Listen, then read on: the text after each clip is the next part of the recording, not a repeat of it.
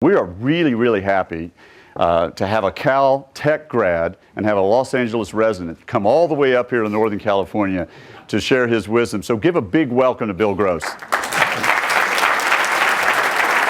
you go.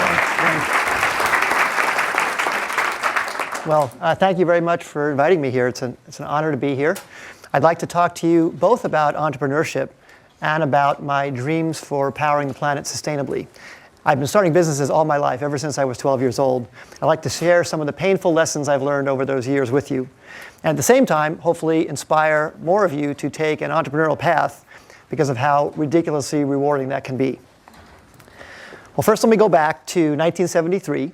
It was the energy crisis. I was 15 years old. I grew up in San Fernando Valley. And while this energy crisis was going on, I was taking physics and trigonometry in high school. So I was learning about heat engines and parabolas. And I got very excited about conic sections. And fortunately, my high school had a metal shop. And I took metal shop and was trying to figure out how could we make devices that could possibly help the planet in this energy crisis at that time. So I started making little engines and parabolic concentrators. And my very first sketch, this was the very first sketch I found of a compact Stirling engine that I wanted to make. And this was the actual engine running after I took a whole term of that metal shop class.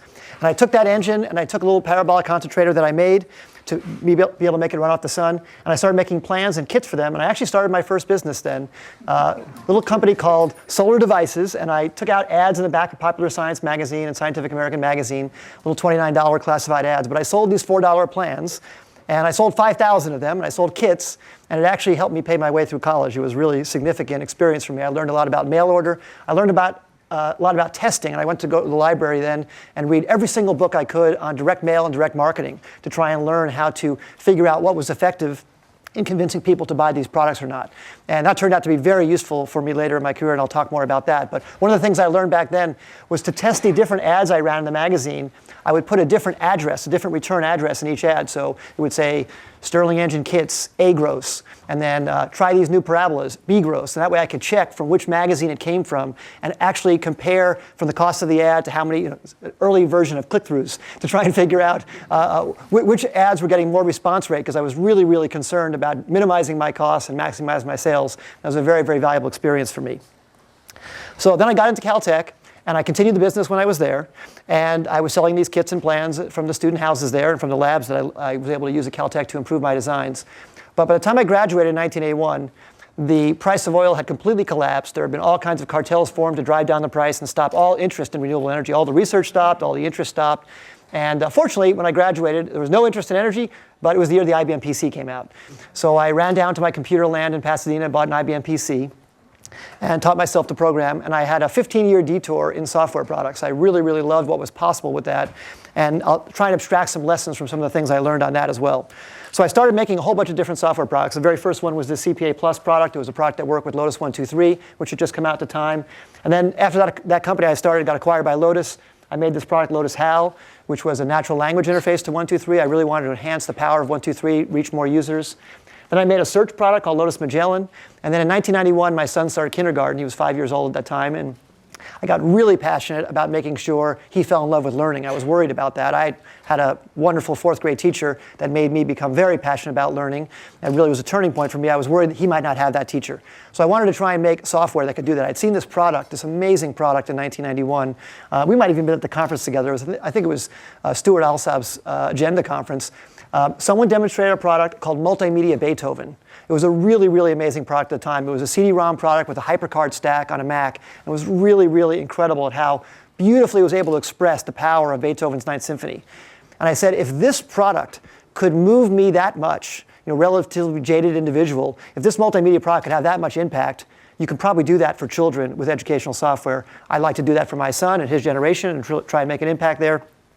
So I quit Lotus in 1991. Originally, actually, after Lotus had acquired our company, they had signed me to a one-year contract, but I ended up staying there for 6 years. It was a really, really tremendous opportunity to learn at a big software company how to work, as well as from the companies I started before that were small. So I started this company called Knowledge Adventure. And our first product, we came out with Dinosaur Adventure, Knowledge Adventure, Space Adventure. We worked with Buzz Aldrin to make a product called Space Adventure. These were all CD-ROM products, multimedia products in the early 90s. And the company made an amazing pivot, and there's an important story in the pivot that the company made. We were selling a lot of products, thousands, tens of thousands. We were making a little bit of money, We got a Silicon Valley investor, David Au, really, really great person on our board. John Fiber joined our company and really, really helped us. And then from Mayfield, Mike Leventhal. So those were our two partners to help us grow the company. But we were really challenged to try and explain to people who the product was for. And one Christmas, we really wanted to make our sales numbers. And my brother, who was in the company with me as well, said we should do this thing where we go into stores and really try and move the products ourselves. We had 65 people in the company at the time. And each one of us took a laptop and a stack of products and would go to a CompUSA or an Egghead Software or Fry's or whatever in like a 100-mile radius of Pasadena where we were based. And we would go in on a Saturday morning and set up, bring in a box of donuts to bribe the salespeople to let us set up at the end of the aisle. And we called it Weekend Warriors. Everybody in the company had a volunteer to take 2 weekend days. They get a day off during the week to make up for it. So this was really to try and make our numbers at Christmas time. And we went in and we demo all day at the end of the aisle, showing parents the product with their kids in the software aisle. And we sold a lot of products. And the great thing about it was we would boost the sales in the stores we were at by so much that someone at headquarters, like in Texas at CompUSA, would say this big thing happening in California. They couldn't figure out what it was because we hadn't told them. And, but then they would order more for all of their stores. And that really, really boosted our sales. And eventually we got Walmart to carry our product because our numbers were going up so much from CompUSA. But one thing that we learned after doing this for about 4 weeks, every Monday morning after the Weekend Warriors, we'd sit down at the company and we'd have everybody tell stories, war stories about what happened in their stores and funny stories about parents with their children, what people liked. And we really had great sessions where we would learn more about the customer. And that's what's so powerful about companies that can be developed today with the internet. We had to go out and meet the customer, firsthand on the pavement and then come back and tell stories about it. But now you can be in contact with all of your customers. It's obviously so incredible today. But let me tell you one of the things we learned. We found one of the people who went out to one of the stores saw that in the aisle, parents were confused about which product to buy for their particular child. They would look at their child, they'd pick up boxes, we'd see them turn the boxes over, they'd read the back, they'd try and figure out. And they were so confused because the products had a wide age range. We were competing against EA and Broderbund and other companies who had products as well. And there was Dr. Seuss products and others. It was very hard to figure out, is this one going to be age appropriate for my child? And everybody, to try and make their product more broad, us included, would put the widest age range we could on the box. In fact, I think one of our products, Knowledge Adventure, said fun for ages 8 to 108, kind of trying to say this would be good for everybody. Well, it turned out by saying that, it wasn't good for everybody. People couldn't figure out if it would be good enough for their particular child. Well, what the idea we came up with was, what about if we make a product that was just for 1 year age range? What if we made something called Jumpstart Kindergarten that was just for kindergarten? So just parents who had preschoolers or people in kindergarten or just before kindergarten would know this would give their kids a head start in kindergarten. And we had a big argument at the company about this. We had an argument with the sales team because they thought, I can't convince a store to take a product that's for only 1 year age range. It's not going to move enough. I can't convince distributors to take it. But we talked about it more and we really felt this was going to be a worthwhile experiment. We should make Jumpstart Preschool and Jumpstart Kindergarten, put them in the stores, we'll take the risk. It'll cost us $250 grand each to make them, and let's just find out. And it was a pretty big risk, but we did it. The thing sold probably 20 to 50x our other products. Just because parents would come in, pick up the box, there was an aspirational aspect to it where people would say, hey, I have a 3-year-old, I want him to do really well in kindergarten, I want her to do really well in preschool, and they would buy up even. When we eventually came out with Jumpstart First Grade, parents with preschoolers were buying that because they wanted their kids to have we eventually made all the way from toddler to 6th grade. We had Jumpstart Toddler, Preschool, Kindergarten, and then 1 through 6. And we sold 20 million copies of that. It was a wild, wild success for it. And we would have never, ever discovered it had we not been in the stores, seeing the confusion of parents in the aisle. And it was an enormous risk for our company. Maybe not that big of a risk because the expense wasn't that great, but it was a big, we would have probably gotten a pretty big ding had the product not worked out. But if we hadn't heard from the parents so directly what they were looking for and what they were needing to make a decision, we would have never come up with that. Well, I've tried to reuse that lesson as much as I can in other companies going forward, and it's what got me so excited about the internet a number of years later, about how you could have the real-time interaction from a web browser, and now with apps, you can have unbelievable real-time interaction with customers to find out what they like, to iterate, and really deliver what they want. So I had this big detour in software, and I had been starting all these companies. We sold this company in 1996. But every time we had a company, and Knowledge Venture was one example of it, I always had these other ideas for things I wanted to do. Even at Knowledge Venture, right around this time, 1995, Netscape had its IPO. There were 30 million browsers out there. I was getting really excited about doing things for online. I had this idea for a company called CitySearch. I really wanted to do it. I brought it to my board at at Knowledge Venture and I said, I have this other idea, we could do it in this company, and I said, it's going to be a distraction to try and do this other idea. It's just not on focus with Knowledge Venture. Bill, don't you see how the more and more we focus the company, the better and better we've done. The fewer and fewer things we've done, the better the company has done. And I really sort of painfully learned the lesson that focus is always better, unless you pick the wrong focus. Now, you have to really think about that. You really have to evaluate. A focus really is always better as long as you pick the right focus, but you really have to evaluate if you're really going down a path that is a focus that matches what customers want. But if you do, I think focus always wins. But I was very unfocused personally, so I couldn't resolve that problem. And that's what led me to start Idealab. So Idealab was this technology incubator where I could be unfocused, but I could tell all the companies to be very focused. And what I would do is get a separate CEO for each company, and I would have them do as I say, not as I do. I would be able to participate in many, many different ideas and brainstorm new ideas, but each company would have a laser-like focus on their one target market and not try to do too many things. And it was kind of a weird experiment. I didn't know if it would work. But we tried it out, and I got a few investors to go alongside some money I put up myself from having sold Knowledge Venture. And we started developing a process. An important part of the process that I realized, one other thing I had realized back from Knowledge Venture as well, on motivation, was that whenever we'd start a new division inside Knowledge Venture, it was very hard to come up with the incentive structure to not have that incentives for that particular group conflict with the incentives of the overall company. And I really felt that equity is such a great driver of performance and such a great motivator that I really wanted to have the most equity available for someone. But at Knowledge Venture, once we had grown to 250 people, almost by definition, the maximum number of equity someone could have is 0.4%, just taking the whole 100% and dividing evenly, and you can't do that, and you have investors and so on. So there's a magic that happens when you can give people above 1% in a company. People really feel like they have a significant stake when they have that. So one of the other ideas of Idealab was by starting these separate independent companies, it was sort of like manufacturing a new 100% equity pool for each project. Each new project that would form as a company, I have a new 100% to play with, so I can start bringing in people with higher equity stakes, albeit of smaller companies, but of things they have more control and impact over, and that was very motivating to them. So we started Idealab, and we came up with this process. And we would start out and look for big problems and challenges that the world would face, try and brainstorm technological solutions to them, and then start prototyping the idea like crazy, and then kill a lot of things that don't work. And the particular idea that I had at Idealab was to be able to kill things with no negative impact to people. Because as much as you say that you want to encourage risk and take chances and all that, if people see people getting fired or laid off when they take a risk that doesn't pay off, they won't do it. I mean, it doesn't matter what you say, everybody sees what's going on. So the structure of Idealab was I could hire a bunch of great people in Idealab who were always going to be working on new ideas, and then the ones that don't work out, we just shelve and work on a new idea. And the ones that pass will form a company, and that will get handed off to new people. Sometimes the people who worked on the project might want to go with it, but new people would come to it. We'd have to recruit those new people to come to it. But in that way, it made it very easy for people to see that they can take chances on things and try new risky things, and they're not going to get fired. And that's a really crucial thing. If you want to really have some breakthrough new thing, you can't have someone worrying about their job being on the line about taking a risk to try something bold and new. So that was one of the important structural things we realized and we set up for Idealab. So in Idealab, we've done 100 companies over the last 15 years. Tom, you said earlier, those companies I had on the screen right now were just the ones in the portfolio today. But over 15 years, we've done so many different things, and we've had some wild successes and some wild failures. We learned a lot more from the wild failures, I can tell you.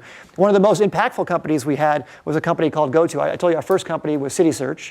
GoTo was a really great company that we started pay-per-click. We created pay-per-click in 1998. People thought that was a terrible idea. In fact, one particular quote, when we first came out with it, in the Wall Street Journal, I think interviewed by Don Clark, someone from Yahoo said, "That is the most awful company I've ever seen. We would never do that in our search results." And 5 years later, they bought the company. But we really thought it was a good idea, and we stuck with it, even despite some people not liking the idea at the very beginning. Turned out to be a very big success for us. Another company that we started way too early, a lot of companies we started way too early, but at the right time, the market grew. In 1999, digital cameras were just starting to really make an impact. They were really, really early. But we really felt there was going to be a day when people were going to have a challenge managing all their photos, managing all their images. We started a company called Picasa. And it was way too early, and we really struggled at the beginning, but we stuck with it and built it, and then eventually Google saw it, and Google bought it in 2005. And I'm so thrilled. One of the reasons we sold it to Google is they said they would keep it up. They weren't going to buy it to kill it. They were going to buy it to grow it and really build on it. And we're so happy they did. They've done a great job with it. It's still the program that I use today. And some of the ideas we started were way too early, and they were just way too early. And we couldn't survive until the market came and the market was ready for it. We started some companies in 1999 that were really, really great companies in new media and entertainment, but they were so early because there was too small broadband penetration. And too many of our customers were using dial-up, and it was too slow. And the products and offerings were great, and the companies decided to spend their money too fast to try and grow market share. And when you're spending your money against the will of what the customer wants, you can't convince them to come if they don't have the right equipment or the right mentality, and the companies went out of business. So that was a really big lesson that I learned, is to try and take your cash, if you have something that's really great, and survive until the market is ready for you. Because almost by definition, if you're coming up with something that's novel or breakthrough or ahead of the competition, it's too early. And sometimes you could be early enough that they're just not ready for you yet. Now, you could give up too and decide to wait. You could shelve it and wait, or you can stick it out. And there are some companies that seem like overnight successes, but they really stuck it out until the market was really ready for them. And that was a very painful lesson we learned with a lot of companies. From some of the failures, besides those, we learned things about management teams and what kind of skills you need on management teams. And I'll talk a little bit about that as well. So the biggest pieces of advice I could give on company starting from some of these lessons. First, follow your passion. So one common trait of all the things that I started, doesn't mean you're going to succeed, but I think it's almost a necessary condition for success, even if it's not sufficient, is that you absolutely have to be so crazy in love with what you're doing. And I say that because every startup is going to face hardship times, really deep, dark days. And the only way you make it through it is if you and your team is passionate about it, so that you have a reason to continue through those, otherwise you give up. And if I didn't love all the things I was working on, I wouldn't have done those things in the tough days at Knowledge Adventure to make it through. If I didn't love the things I was doing on the energy stuff, I wouldn't have stuck it through. So it really, really, I believe it really matters that you're unbelievably passionate. The second one, sharing your upside, I talked about that earlier. I think that you unlock so much human potential when you give someone a significant equity stake, and give everyone in the company. The teamwork that is engendered and the human potential that is unlocked when people have a big equity stake is unbelievable, and that's a really important thing that we do in all of our companies. And the receptionist, everybody in the company has equity in the company, and the early receptionist of the company might make 50 times their salary when the company has a big success, and that's a great thing to happen, and everybody loves seeing that happen. And it's just incredible how emotionally gratifying that is to watch and be part of, and I really strongly recommend that. And then on the complementary skills on management teams, let me talk to you about that a little bit. So there are obviously a million ways of measuring the different personality types of people. This is one particular taxonomy: the entrepreneur, the producer, the administrator, and the integrator. And no person is just one of those four. Everybody's a blend of all of these talents. But everybody's dominant in one and has weaknesses in the other. And so I'm clearly an entrepreneur. I really love inventing the new things, seeing things in the distance, and trying to do things ahead of their time. The producer is the person who actually makes things happen, who actually takes a product and executes on it, who sells it, who all the execution stages to get it in customers' hand. And I'm very high on the E. I'm actually moderate on the P. There are some entrepreneurial types who have no P, and they're just not good at that, or even negative. They get in the way of getting things done. And that's actually okay, as long as they find someone else to complement them who is good at getting things done, and then has mutual trust and respect for them, so that together as a team, they can get things done. But you have to get the P in the company as well. And then the administrator, that's a little bit more the bureaucrat. You have to have that in the company too to succeed. It sometimes gets in the way of things, but it also helps organize things. The administrator puts systems in place and helps the trains run on time and keeps the wheels on the bus when things are going crazy, when orders are going gangbusters, and it helps. And any one of these skills taken to extreme is a negative, but any one of these skills in the right balance with others is exactly what you want. And the final skill, the integrator, that is the person who is more of a people person, who understands the other three people there and helps those other three people, those three talents get along, because very often those other three talents hate each other's guts. And sometimes the E hates the A, sometimes, almost always the P hates the A. The P wants to get things done, and the A is trying to put a system in place. You really need to have all of them. I'll just give you an example, just so you can sort of self-classify yourself in your strengths and weaknesses on these different things. Imagine that there's those four personality types sitting together in a room. There's a window over there, and we're looking out, and the window's over there, and there's some dirt on the window. And the E looks at the window and says, "Look over there. there's a parking lot. We could build a building that sees all of this stuff in the future, doesn't even see the window. The P looks at the window and says, there's a scratch in that window's dirty. We better clean that, take care of that.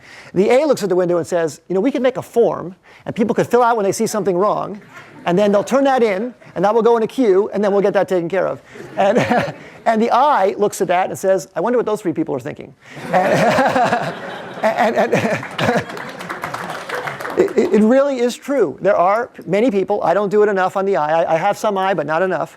I try and always hire an I at the company, where the I is actually more worried about what other people are thinking and feeling than the actual product or execution or customer. But that's hugely important. And the I is the person who sits in a room when the P is screaming at the A and says, listen, you both have a point here. The P wants to get this done, and the A says, well, let's do this. And how about if we do, and bridges the gap. And that's an important skill for a CEO to have as well, of course, to try and bridge that balance. But it's really important to try and find balance in the company on all those skills. And let me show you an example of what happens in a company that doesn't have all those. Because I've seen this many times, and this is one of the things we learned after so many companies. I mean, think about this. We've had 100 companies in 15 years, probably 150 CEOs. Probably, say, 3 rounds of financing each, so 300 rounds of financing, and all the problems and challenges and products and delays and all the things. And the companies that made it had all these skills and balance, and the companies that didn't. And let me give you the very specific example. So a company always starts with the E. An I can't start a company, an A can't start a company. The company starts with the vision of the E person, the entrepreneurial person. And the company starts out with that E, and it's sort of making forward progress. It's going up, up and to the right because there's a vision there. But then very quickly, if the E just has vision and can't execute anything, the thing just fizzles out and turns into nothing. And it has to bring this P skill into the company at some point. It could be in a week, it could be in a month, it could be in a year, but at some appropriate point before the idea fizzles out, some P skill has to happen in the company. Now, it could be a solo entrepreneur who is an E who also knows how to program or knows how to build or knows how to do whatever. So that can be in the same person, but that skill's got to be there. And it's usually better if it's in another person who really gets along with the E. It really is great when there's a team who gets along. But then eventually, even if the company starts producing things and starts selling things and starts going, it eventually too will fail if it doesn't get some system in place to be able to handle the order, get the money in the bank, pay the bills, pay the employees. Those are all A-like functions, but there's many other A-like functions that have to happen to make the company get past that stage. But even then, a company will eventually fail because everybody will be at war with one another unless there's enough I skill in the company to keep the company going up. And one of the things that I wish I had learned when I was in college and life anywhere was what this I skill even was and how to learn more about it myself. And I never had a class on how to do the conflict resolution between people when they are having problems, or even to see good ways of giving people feedback. That's a very, very valuable skill to make a successful company. And if you look at some of the really, really incredible companies, they almost always had great teams of people, sometimes a duo, sometimes more, at the top, who really, really had opposite skills, but really, really got along and has such mutual trust and respect for one another that you really got the best out of both of them. You never had any war between them. And that really is amazing when that happens. And if I were to have any single thing that I would recommend for success in a company, it would be this, after, of course, having a decent idea. But I even think this is more important than having a decent idea, because this team working together can take a not so decent idea and turn into a decent idea, because they'll have a method to get from not decent to incredible. Whereas a great idea will usually fizzle if it doesn't have all this together. So that's one thing that I learned very painfully. I wish I had learned it earlier in my career. I could have made some things that weren't successful. But I really urge it. A lot of this learning came to me from a consultant named Ichak Adizes, who first thought about this in the life cycles of companies and the different stages that companies go through. You can plot this either in time or at stage of revenues or things like that. But there's a great degree of flexibility. I'm just saying, and repeating it a lot of times because I think it's so important, get complementary skills in your startup. It's very, very valuable. So now, fast forward. After doing this for a while, year 2000 comes around, starting many software and internet companies, and I realized that we're really going to have a big resource problem this century if we don't find a way to make our energy renewably. And this was pretty early. This was before a lot of the clean tech interest had started, but I started reading a lot about peak oil and things that were going on in the world and realized this was going to be a big problem. And it really brought me back to my passion that I had in high school. But now, this much later, I had a lot more resources available to me. I had Idealab available. I had a team of people. Now I learned how to make companies. I was doing solar devices, that little tiny thing, solo back then. now I had learned some of these lessons about putting teams together. So I got excited about going back and trying to tackle something in this energy challenge. My skill was in software and engineering. Mechanical engineering actually was my degree. But I had never built a real large solar energy or energy company before. But we built a shop at Idealab. Actually, ironically, Idealab was in Pasadena, and next door there was a Korean restaurant. We were able to buy the Korean restaurant and turn the kitchen into a machine shop because it was already plumbed and everything and had all the concrete and ventilation.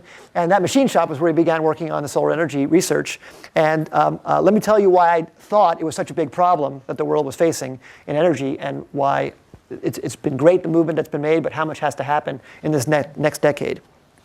So many of you have seen this before. This is symbolic of man's intense energy usage. Let me tell you some specific numbers. So the whole planet uses 15 terawatts.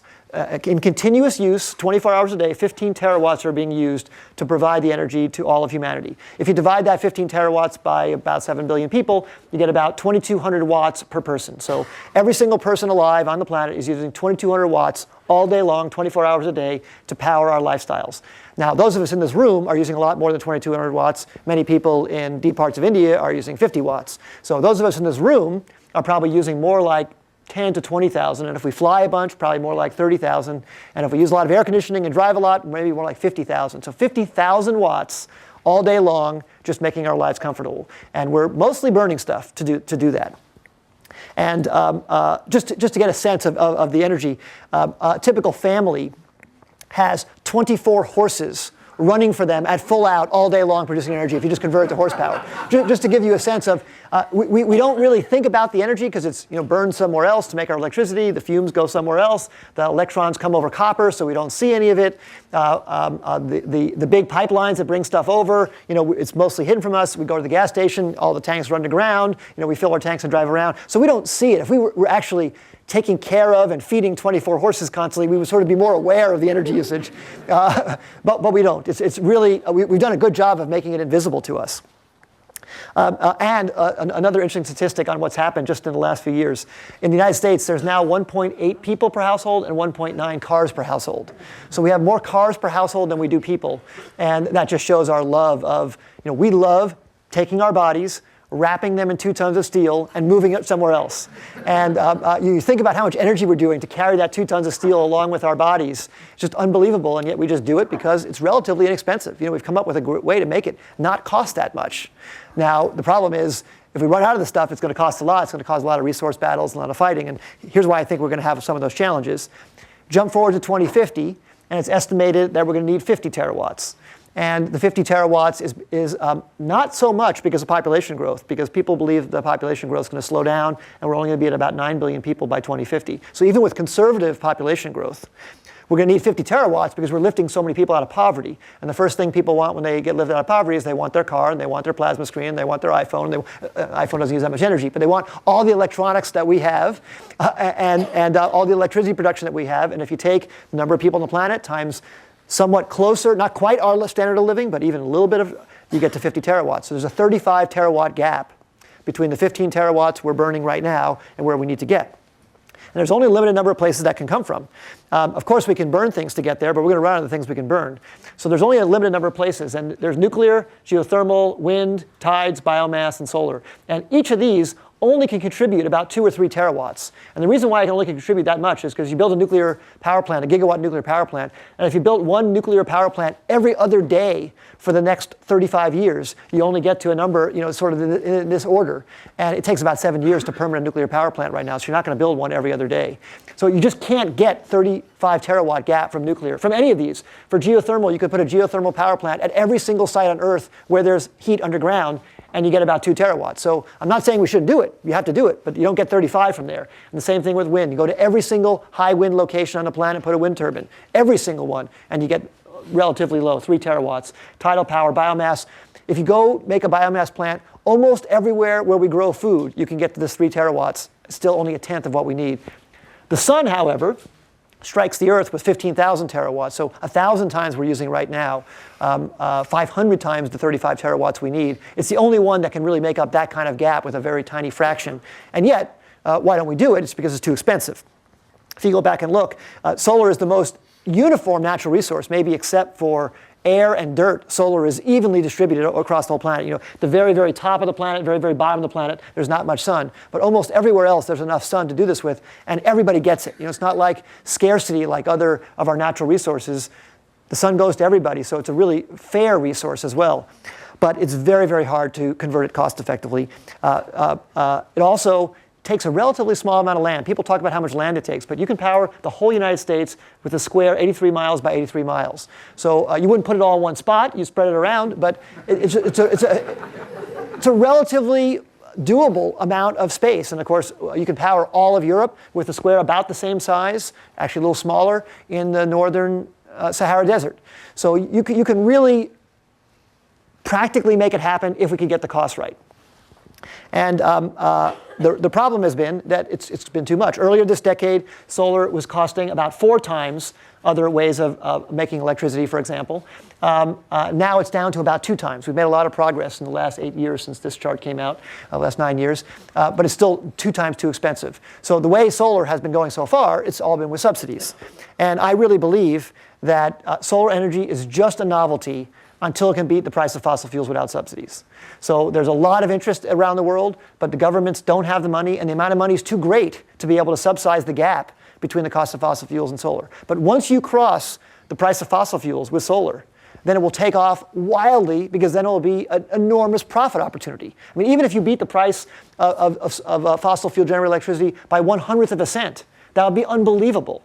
You don't have to beat it by a lot because it's a commodity. You beat a commodity by a little bit, and then just people flock to that because they can make a profit there. So there's an unbelievable opportunity if you can just get that last factor of 2 out. And people are working on it. It's a lot of different ways we're going to get there. I'll talk to you about some of them, and then talk to you about one that I'm working on. So the breakthrough to get that last factor of 2, it could be some kind of chemical breakthrough. There could be some kind of solar paint or some kind of solar plant. It could be biological breakthrough, some kind of organism. It could be a physics engineering breakthrough. It could be all of these, and I think it's going to be all of these. I think the opportunity is so big that we have to invest heavily in all these areas. I know a lot of that investment is going on here. I'm going to talk to you about one particular new weapon that I think we have in the solar arsenal to try and get there. This new weapon in the solar arsenal, I feel, is Moore's Law.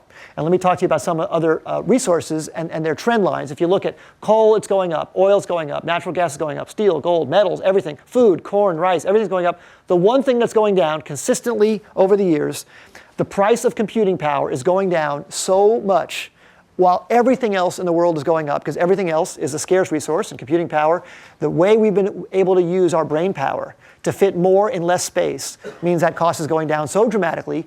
How can we use this? How can we use Moore's Law to try and drive down the price of solar energy? So I started thinking about that a lot. I started thinking about how can I take the one thing that's going down in price and apply that to solar.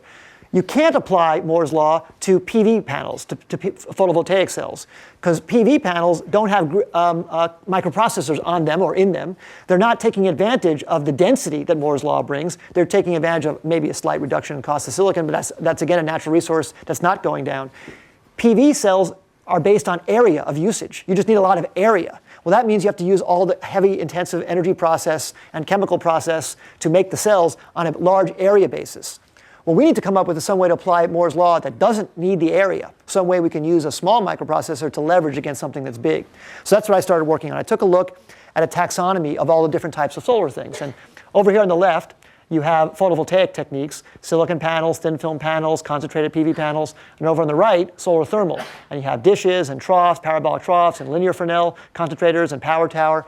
And I looked at all these things, and way over here, this is the highest efficiency. The solar power tower, the solar thermal power tower, is the highest efficiency solar conversion in the high 30% you can get. So I figured if there's any place to try and apply Moore's Law, it'd be way over here on the right. And that's what I wanted to try and do. How do you apply Moore's Law to this high efficiency solar conversion system? So this is what the company we created to do that is called eSolar. This is a picture of an eSolar plant in Southern California. And I'll talk to you how we applied Moore's Law to this. So the typical solar power plant that does solar thermal concentration takes a large mirror, a big parabolic mirror that is about the size of a tennis court, and tries to track it in 2 axes to concentrate sunlight to a single tower. But that requires huge construction in the field. We thought, what if you take that mirror and break it up into lots of little tiny mirrors? Now, all of those would have to be controlled separately because they all have to move differently over the day to redirect their light to a single point. They're not all moving together, they're moving differently. But that's exactly what a microprocessor would be good at. What if we put a microprocessor in every single mirror? So compared to doing this big assembly in cranes and assembly in the field, because this is larger than can be shipped, this is larger than a shipping container, each of these things could be smaller than a shipping container, we could deliver it, and this is what we came up with. A system that comes out, these things get pulled out of a shipping container, they get unfolded like an accordion onto the field and get bolted down to a bunch of ballasts that are sitting on the ground and just uses a regular wrench to tighten it down, so just regular hand tools, so we get rid of all the heavy equipment. Then you walk down the aisles and put the mirrors on, and they're all crooked and in different angles and everything like that, but we're going to use software to try and straighten that all out. And this is what it looks like at the ground level. You can see these racks that have all the wiring in it in advance, double axis actuators, and some plain old about 1 square meter flat mirrors. So we don't have to curve the mirrors anymore. We don't have to make a parabola in metal and in glass. We're now going to make a parabola in software. So we're going to concentrate the sunlight dynamically with software. And the way we do that is this. We, again, taking advantage of Moore's Law 2. Today you can buy high-resolution sensors you can put on some towers in the corner, and those sensors can look at all the mirrors and really detect every single mirror with image recognition, pick out each mirror.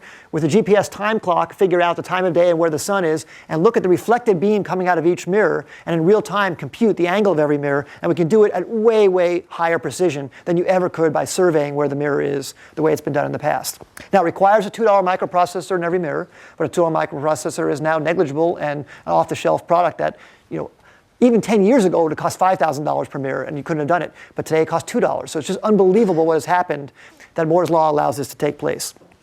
We can point the mirrors much more precisely, which means higher temperatures and higher efficiency, less spillage of light at the receiver. And we can just get much, much more cost effectiveness because we can have lighter structures, less steel, and less labor, all made up for by microprocessors. So what it looks like as an example, when you first put down this row of mirrors, maybe hard to see back there, but on the left, because the ground is a little bit unflat, because the metal has thermal expansion and is a little bit crooked, because the mirrors have end stops that aren't exactly aligned, the best you can do with lining this up, the mirrors are accurate plus or minus about 3 degrees. But then after you run the software and command the mirrors to go flat, you can see here this row is accurate to a 1/20th of a degree. About the most accurate anybody ever achieved with this method was a 1/2 degree, and now we're at a 1/20th of a degree, so we're 10 times more accurate just with a $2 microprocessor in every single mirror. So it really, really has caused a big difference in cost, a big difference in performance. And this is what the whole plant looks like. So here's rows of mirrors. You can see the parabola is made, and all the mirrors are all slightly curved. All the light from the sun is reflected up to the tower. Up at the tower, it's immensely hot, and then we make steam and then run a steam turbine at high efficiency and take the electricity and go into the grid. So this is a 5 megawatt plant, this one in Palmdale, California. And we now have an order for 1,000 megawatts in India and 2,000 megawatts in China. The one in India is already under construction. China will begin next year. And you can imagine how proud I am of this. When I started with my little tiny stuff back in high school, to be able to walk in a field like this, it's an eerie feeling actually, because it's very quiet. You don't really hear much because there's little tiny motor actuators moving the mirrors. The steam, of course, you don't hear any of that in the tower. There's an immense amount of thermal energy up on the top of the tower, and it's very, very bright. But it's a really, really amazing sight to see, to be able to take Moore's Law, apply it to an old idea, but really drive down the cost and hopefully get us there. We're within striking distance of the price of fossil fuels right now, and with some additional storage techniques and additional production, we should be able to get to the price of fossil fuels in just 3 to 5 years. Now, this is just one way of doing it. There's many, many ways. We encourage all of them, but I was just really excited to share with you this one particular angle of how you can take entrepreneurship, Moore's Law and technology, apply it to relatively static field in solar energy, and try and make a new way to try and arbitrage those technologies to try and make a breakthrough. In quick summary, I really do feel we have to get to majority renewable energy this century. The only question is whether it's going to be painful or respectful to get there. Because we're going to get there by force one way or another. It's just going to be how problematic. If we apply foresight and start working on it all out this decade, we can make it be with less pain. And it's not just about climate change. It's about resource wars. I mean, even if you're not worried at all about climate change, we need to get there anyway. Because we're going to have big fights over the stuff we burn if we don't get there. Because everybody's going to want to live like us. And when you have everybody on the planet wanting to live like us, there's just not going to be enough to go around. It's very, very hard to compete with fossil fuels with no subsidies, but it's possible. And I really feel that should be the goal, and it should be the goal this decade. And I personally believe, as I've told you here, innovation, engineering, and science, that's the way to solve this problem. And not only, I think not laws. I don't think laws forcing people to do it are the way to get there. I think innovating is the way to get there. And I actually personally believe that entrepreneurship is the best way to mobilize great minds to do this problem, but actually I think to mobilize to solve almost any problem. So I really encourage that. Thank you very much. You've been a great audience.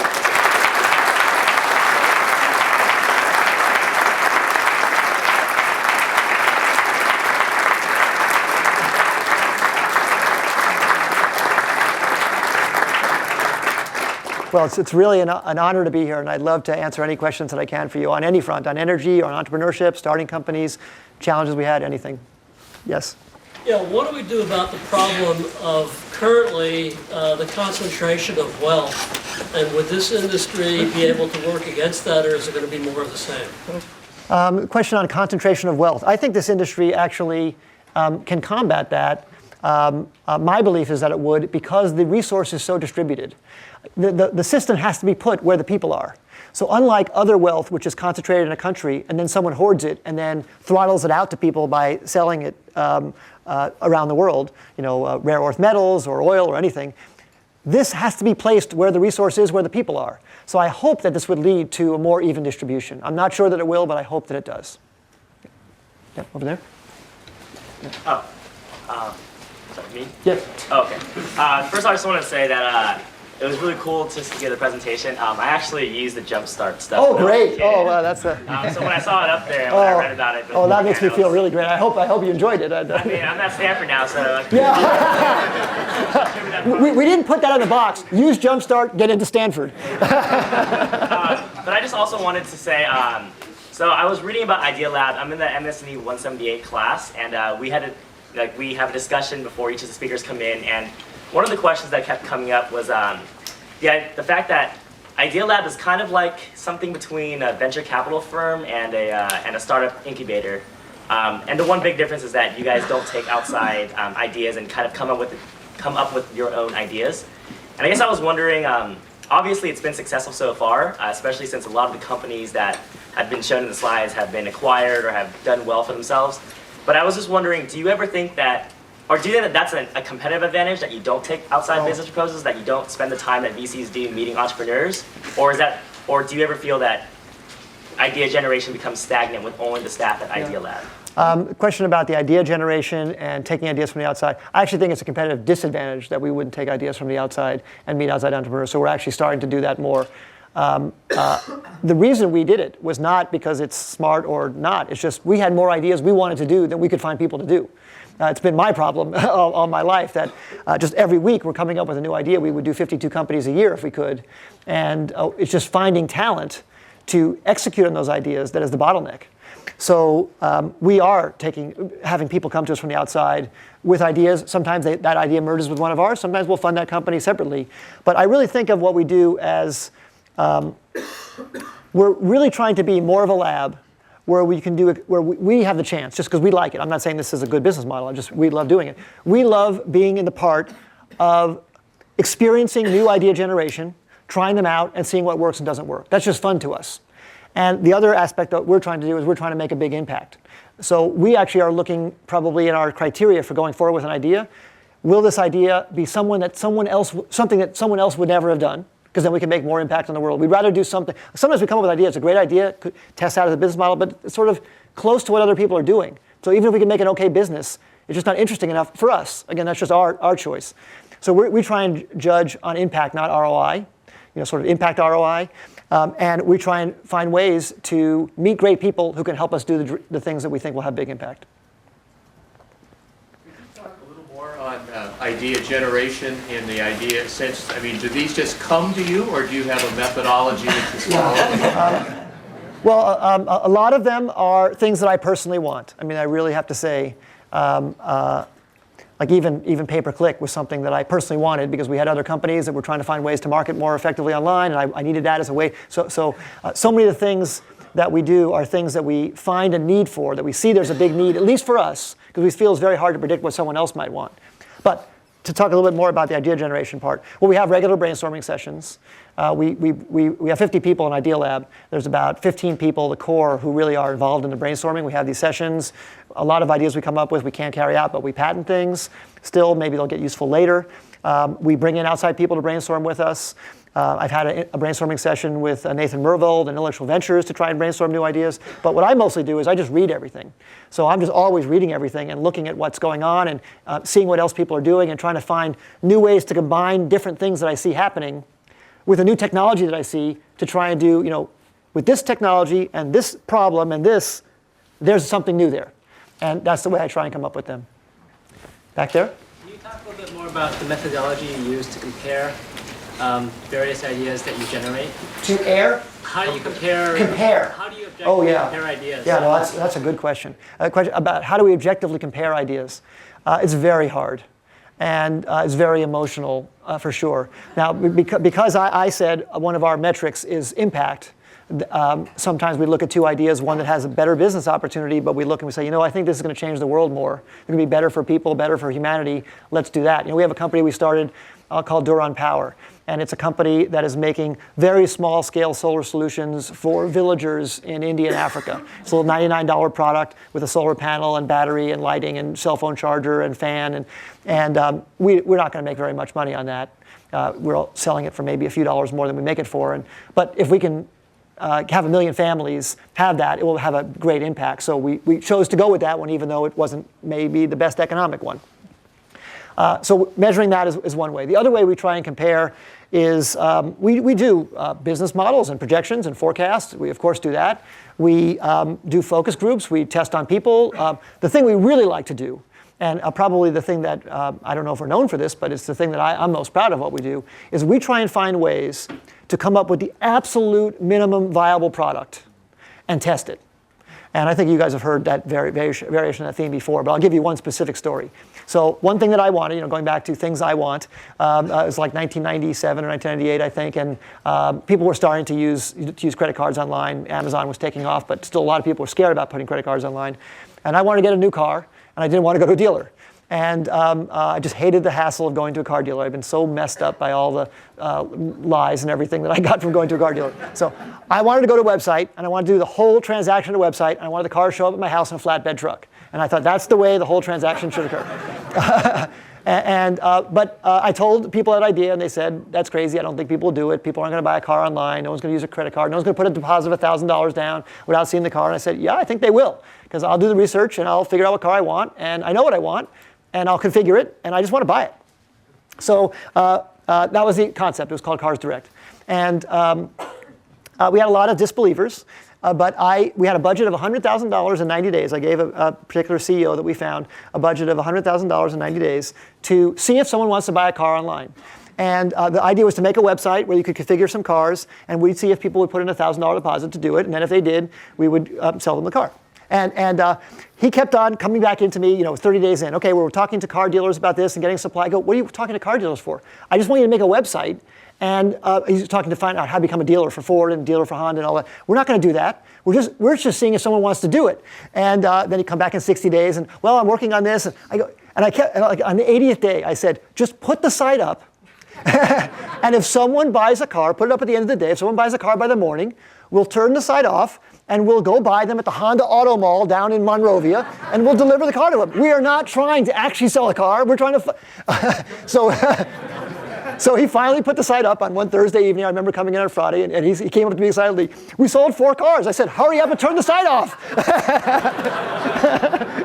But we saw that people wanted to buy a car. And they didn't know that we were driving down to pick up the car, and that didn't matter. But then we turned the site off, and then we built out the system because the test worked. We found out that someone actually would do that. So I really, really try and do that all the time with our companies. Like, how can you find out in some fake kludge way, do people really like what you have? And then go build the whole thing if they do. But don't build the whole thing first and then find that out afterwards. Yes? Clearly you have all sorts of brilliant thinkers working with you. How do you put the ideas out that you can't pursue yourselves for other people to pursue? That's a really good question. We don't do enough of that. And I'd like to invent a company to do that.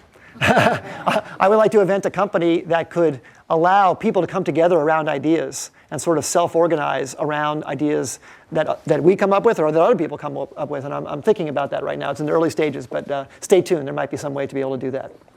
Yes, right here?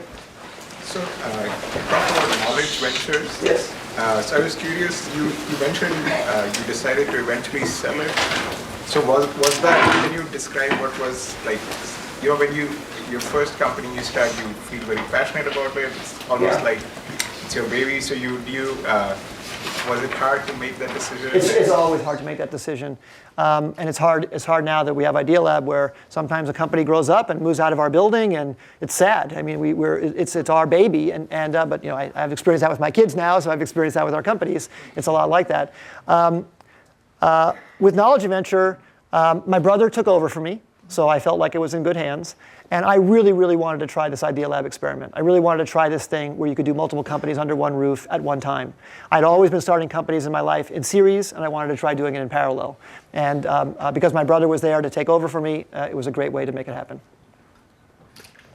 Yes? You were talking about failure and having ideas that are just a little bit too early for the market. Yeah. I'm just curious about sort of one of those failure stories, and speaking to entrepreneurs who maybe don't have an amazing company around them like Idealab to keep them going for a couple extra years, what is your advice for how do you know when to stop? Oh yeah, boy. Well, let me do the last one first. It is really, really hard to know when to stop. I mean, the hallmark of success is perseverance and sticking through the tough times. But it would also be a hallmark of stupidity to stay with something too long when all the indicators and all the signals are saying there's no market for this. And I've experienced that many times. We have had a bunch of companies. We had a company, Omnilux, which was doing optical mesh communications. We had a bunch of different companies we tried that we just tried and tried and tried, and we were always close. And it always seemed like the order was around the corner. It is so hard to tell. It is so hard. We had another company, Ray Tracker, that we started that was making solar energy trackers that was just always about to get a customer, and we kept on. It just wasn't happening. And it was during the crash just now, the economic crash of the last few years. And the product was good, and it seemed like sales were coming, and we had a pipeline, but just no one could get their financing, and we just stuck with it, and we had so many tough decisions, tough board meetings where we really thought we should kill it, and we kept on putting money in. And then the corner turned a little bit in 2009, and then it got a little better, and then the company sold to First Solar a few months ago in a great exit for us. And that was a success story where we stayed, and there was an equal other story where we stayed and we felt the same emotion, and it failed. So there is no simple thing I can look at and say, if you see this sign, it's going to make it, and if you see this sign, it isn't. It takes a lot of luck and timing to make everything work out, and it just takes really digging down and looking at all the circumstances. I would say probably the best thing is getting outside advisors that you trust to look at the situation with you, so that at least your own bias, because of course you're in love with the idea, your own bias isn't the only thing looking at the idea, and you can listen to other people. Doesn't mean you should listen to them blindly, but it means you should hear the other voices. And we brought in some outside advisors in this particular case who thought, this really does seem right. The team seems good, the product seems good. It's worth sticking with it a little more. I remember putting like an extra $1 million in, and we made it, and then it turned the corner, and then it was a great success. On the first part of your question on the some lessons from a failure, it's almost always a team or running out of money. Team issues where the team doesn't get along or doesn't have all the skills, or team is spending too fast and doesn't conserve cash. The first one is probably the harder one, because finding the great people that have all the skills is always hard. The second one should be easy, but sometimes people are so emotional people are often so worried, and this was one of the excesses of the dot-com crash, so worried about if I don't spend the money now, I'm going to lose the market share, I'm never going to be able to, it's about to go away, and it's going to get way more expensive. And that's always the excuse for spending faster. And I haven't seen too many cases where that works. It does work sometimes. I mean, there are cases where there truly is a race to a winner-take-all-like market. But usually, the better executor with the greater persistence wins. So I would say those would be the two biggest lessons from a failure. Yes? With tens of companies under your roof at one time, how do you scale your own talent to be able to touch each one in a real way? Yeah. Well, that's really hard. But it's what I love to do. So I try and give 25% each to 10 companies. So I work a lot. I'm always in contact with all the CEOs. I meet with them periodically. What I found for me, the way it works is I try and only be involved in the very important strategic and product things and not involved with more of the minutiae of the company. I'm really not involved in the finances or HR or other things. I have other people in Idealab who take care of that. So I really try and focus on where I have the most value add and the stuff I love the most. And then I really try to be available more impromptu, like sort of just in time. So I try and stay aware of what's happening in a company and give a piece of wisdom or experience right when they're having that problem, as opposed to trying to, what I'm doing here is I'm trying to give you examples. These might not apply to you at that particular moment, but if I can give you a really laser-like, focused, targeted thing when you're having that problem, it can be very helpful. So I try and do that for the companies as well. Having them in the building is pretty great, though, because then I can just walk around. A lot of VCs say they like to have companies within 30 minutes of them. I like to have them in 30 seconds. So just as I'm walking around at lunch, we have a bar at the company where people hang out, and just all around, I just hear things and see things going on, so I can be connected to them very, very casually. And that's one of the things I really like to do. One more question, Bill. Yes, right here. So you observe companies going from birth to finished product, and you do that with a bunch of different companies all the time. Is there a particular stage of the development process for each company that that's really enjoyable for you, or a particular stage that's unenjoyable? Yeah. Well, for me, being the E off the charts there, the very early stage, I love it. I love seeing an idea go from nothing to something. And then, all the hard work after that is not as appealing to me, because I get so much leverage in that first stage. So I love that part, but there are people who love each part. You have to get the people together who love each part, and that's where the complementary skills comes in. But I love, whenever there's a tough challenge, that's when I get excited. When I can be juggling in my head all the different ways you could solve a particular problem, that really gets my juices flowing, and that's when I love to be called into the room. Thank you very much. You've been a great audience.